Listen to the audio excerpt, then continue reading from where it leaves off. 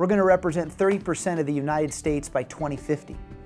I always ask people, what will happen if 30% of America's resources were underutilized? Yeah, we're going to have a big problem.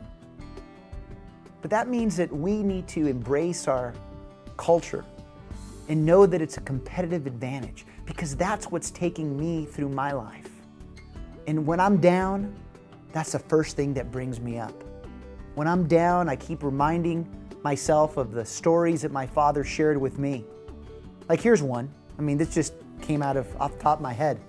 See, my dad, he always reminds me of this simple fact. Ask questions. Ask questions. I go, Dad, what do you mean by that? He said, when you don't know something, ask. You'd be amazed at how many people don't ask. They just try to do it because they feel ashamed if they ask the question that they're going to be looked at as if they're less or inferior than others who may not have asked. And I'll never forget, it was a time where my father was at Cornell University. My dad graduated in the mid-30s. And of course, he had been in the United States now by this time about 5 years, because he went to high school at a military academy in Woodstock, Virginia, the Massanutten Military Academy. And when he went to Cornell, he was learning chemical engineering, and the courses were really difficult. And he went to his professor, he said, I just don't understand this. Help me, I don't get it. So he spent a month with his professor once a week asking questions about these chemical engineering equations and problem solving.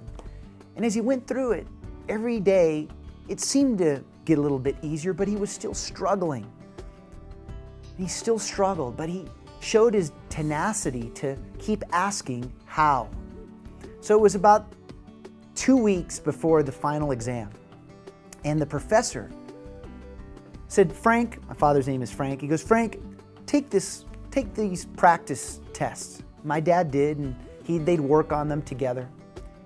And about 3 days before the final exam, he said, Frank, I admire how you've not quit and you just keep going, and you're just so passionate and determined to understand. So take this test. I think it's going to help you.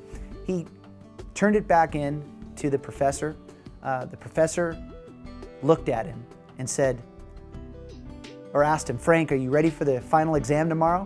He goes, I think I am. So my dad goes into the final exam. They hand out the test. My dad got an A. You know why? Yeah, it was the same test that the professor had given him 3 days before. You see, when you're passionate and when you believe in yourself enough to ask questions, you'd be amazed at the things that come back to you. So, as Hispanics, there's this perception that, we have trouble trusting others, let alone ourselves. See, that little story I shared with you is the reason why we need to trust each other more, because we can learn from one another. Our community is its greatest enabler. Let me say that again in a different way. If we all learn how to do things together, just think of how much more can be accomplished just by asking.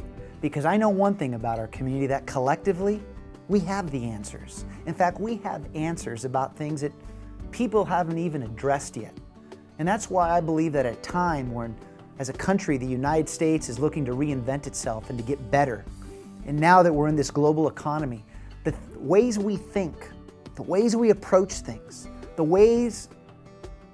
things that make us unique and make us want to approach things the way we approach them, they matter, and they matter a lot. I love stories and I live stories, and I love to share your story. Send me an email. Let's continue the conversation and begin to share all of our experiences with one another.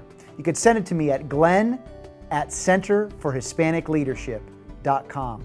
GLENN @centerforhispanicleadership.com.